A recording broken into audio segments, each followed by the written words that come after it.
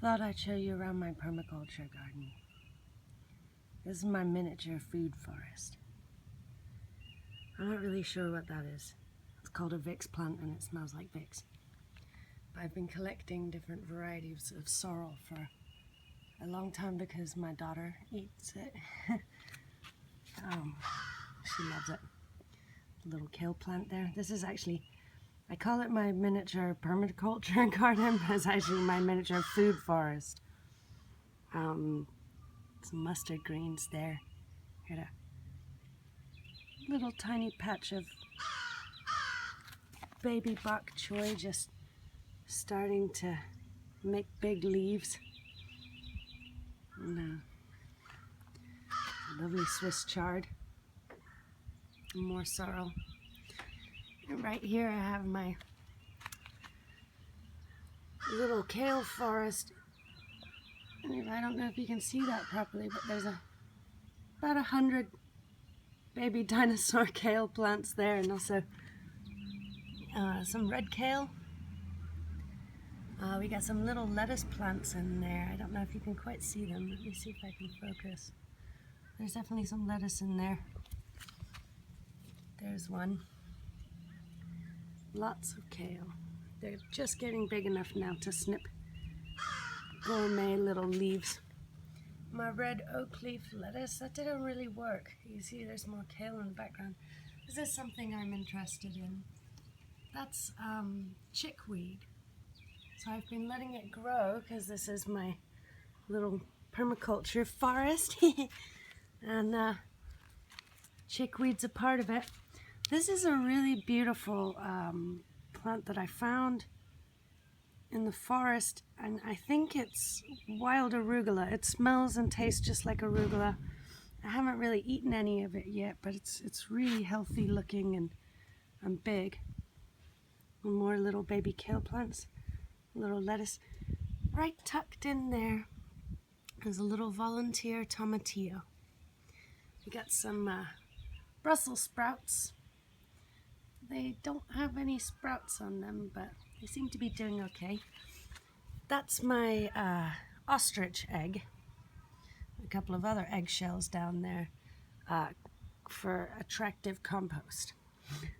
The egg is empty, by the way. It has a hole in the bottom of it. There's just a little bit more kale. A little bit more lettuce. I built up layers of my bed with just sticks last year, and they seem to have done really well. This year I squished shiitake mushrooms all over them, so I don't know if that works, but we'll see. There's a bunch of little onions there. I always cut the tops off the onions and eat them, so I hope it doesn't stop them from growing. And then right here, oops, I have my little microgreens area. So I have all the different kinds of winter greens all sitting there. Just I come and snip off tiny little leaves that are about 1 inch long and make these really adorable gourmet garnishes or salads. I have a volunteer mango tree that's a little bit burned by the cold there, and there's another one there, so I don't know what's going on with that, but I used to always throw my compost here, so I imagine one day there'll be some mangoes, I hope. I'm just going to bring you back around here. This is the back wall of my permaculture garden because I want to show you my lupins. I just put those there. I mean, they're not edible, but they are a legume. And they just make a really beautiful flower. So I was hoping that in the space back here, you see my little wall is just made out of sticks. But I was hoping in my little space back here that I could get some beautiful flowers. So there's another mango tree there. My family likes mangoes, so they're popping up all over the place. A couple more little bok choy just trying to seed themselves there. And right here, I kind of knocked them down earlier, but while I was weeding, which I don't do much of. Only things that I really don't want in here. But these are all my nasturtiums. Not to be confused with dollar weed, but the nasturtiums. So I really love nasturtiums, and I hope that I get to eat some of the beautiful flowers. And then more onions and garlic. All of this grassy looking stuff is all onions and garlic. And there's a I want to call it Cherokee spinach, but I have a feeling that's the wrong name. Some sort of trendy permaculture favorite green that I actually really love to eat it. Super strong flavor. This is a little volunteer avocado that decided to come up right behind the wall. So I don't know, I had a thought that maybe I needed 2 of them. So we'll see.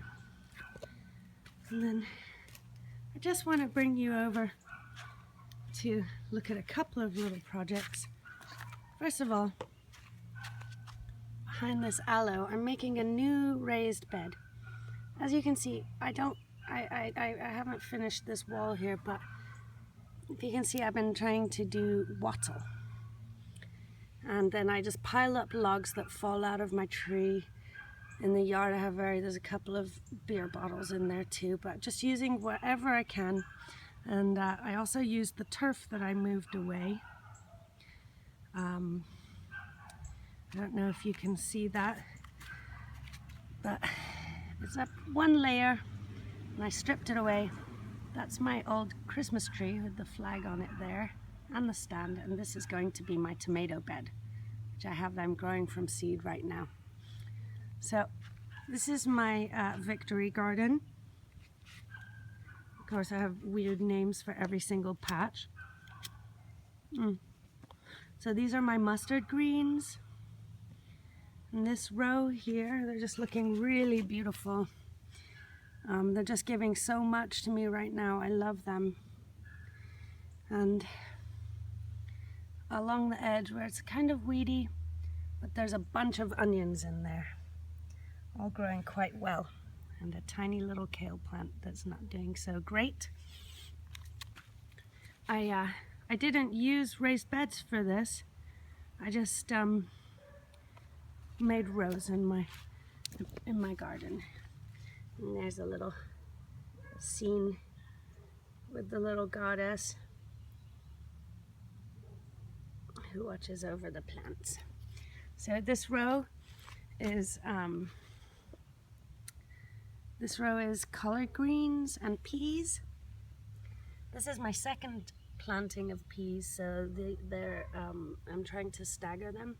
I made the trellis myself from twigs out of the trees and zip ties. Almost everything in my yard is made of zip ties.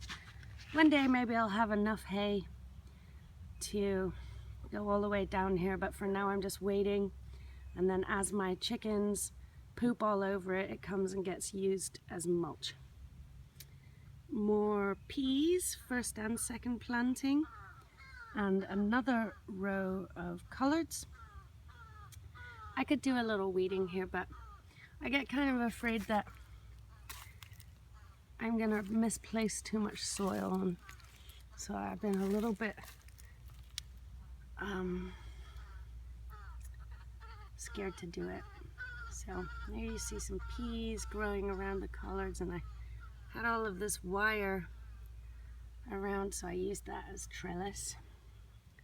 Really beautiful collard plants. I've been eating off of this garden of greens for a few months now, and I haven't bought any salad. Lost one of my Brussels there. But this is a row of Brussels sprouts. That one got aphids on, and there were so many and I didn't know what to do, so I uprooted it, and I couldn't wash them off, so I threw it away. Anyways, there's nasturtiums and onions interplanted on this row. I don't know if you can see up down there. See all the onions? These ones, I already cut all the greens off of them and ate them, and they grew back, so I have high hopes for the other ones. And then in between I planted nasturtiums. So if you can see, there's like little nasturtium plants. Hi guys. My Brussels don't have any sprouts on them. I've never grown them before, so I have high hopes, but and this one, I don't know if you can see right in there. Looks like it's starting to get some little nubs. And that's my best one. That's my biggest Brussels. So hopefully I get some good Brussels. Seems a little late. It's warm. This is Florida. It's a nice pea plant that's made its way up the trellis. And then down this row, I have my chards.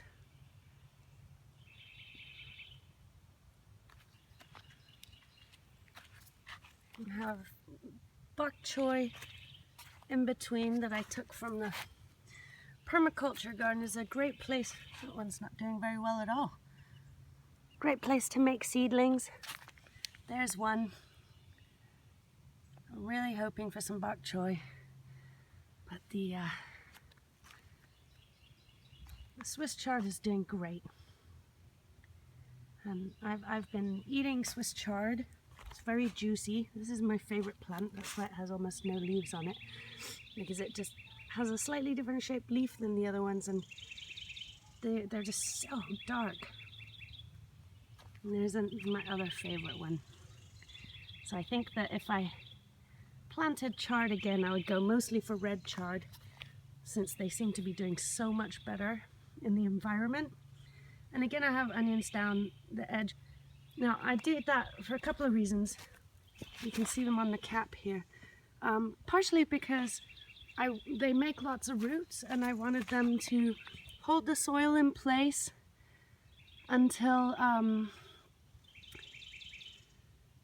the other plants put enough roots down to sort of hold the mound.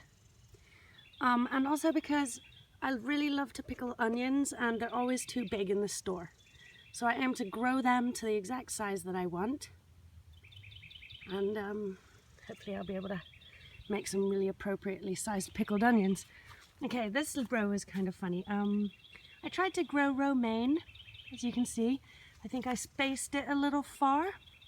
My hopes for how big romaine is in the ground were a little bit shot down. Maybe the spot isn't so great. But I don't know if you can see right in between here, I have a row of spring onions, which I've been nursing for months now, and they're really not doing anything, but I've heard they take a long time to grow. So hopefully I get some spring onions there too. Actually, for onions I have green onions, white onions, spring onions, red onions, and yellow onions. I transplanted a few seedlings from the microgreens, hoping that they would fill in some spaces. So I did that yesterday, and it was kind of hot, so they look a little bit thirsty. But there is a little head coming on that romaine. And I have been taking salad off of it for tacos and stuff like that, just little bits of salad where I'm not making some giant one. And then in the back row there, I have a fairly messy, but because this is the shady area, row of aloes and the hot dang, I think it's called Cherokee spinach, but you know, it's not my forte, the names of the plants. Once I've got them in, I just grow them and eat them. I intend to eat all of this aloe if I can get it big, like you see it at the grocery store. They're about a 1.5 feet tall now, so hopefully we get some good big leaves. And as you can see, there's onions as well all the way along there. And then right here, I have one struggling little spaghetti squash plant. I planted a bunch of them in this ditch because nutrition and soil washed down off the edges of my little mounds, and there was a little ditch there to catch it. So I thought I would put some seeds in it, but that was months ago, and they're fairly unsuccessful. One more thing, oh, actually a couple more things to show you, and it's actually mainly the hilarious relationship between my rabbits and my chickens. You see, he just lays down and they all come and snuggle him. It's funny because sometimes I think they're all dead because it's warm out here, and I come out and the rabbit's laying on his side and the chickens are all laying on top of him on their side, and they're just taking a nap and trying to cool off. So that's Eagle Chicken, and that's Dorothy. We have Mavis, and in the back there, looking all scruffy, Pocahontas. So the rabbit's name is Pepper. And these guys are I got them on January the 15th. So I'm really hoping to get some beautiful farm fresh eggs. And I'm just really happy that I made the decision to put them in with the rabbit because they all love each other so much, and he really looks after them. And like you can see, he doesn't even mind that chicken sitting on him. Right, Pepper? Yes, Eagle Chicken. Eagle Chicken is obviously the most boss chicken. Isn't that right, Eagle? So, one more thing I wanted to show you was this really cool earthworks that I made when I it's hard to see. I wonder if you can get a full view of what I got going on here, but when I misplaced all of my topsoil to make my garden, I just made a big nice circle with it, and then you can go in the circle. It's quite deep, and I'm going to put a fire pit in here. Hopefully all the weeds grow and sort of make the wall more permanent. There's a little doorway there, and there was a root. So I don't know if you can see this even, but I made it into a bench. So this is going to be our little outdoor kitchen area because we already have a fire pit, which is right there. I guess before I go, I'd like to show you a couple of my babies. I have some loquat trees that I grew from seed that I want to put in the sharing garden out on the street. Just a few little babies. We got some parsley. These are my tomato seedlings. So that's for the tomato garden I showed you with the Christmas tree in it. And right here we have arugula for days because that's my favorite green.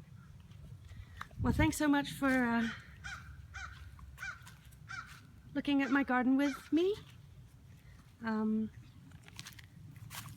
think I might just make more videos as she becomes more and more beautiful.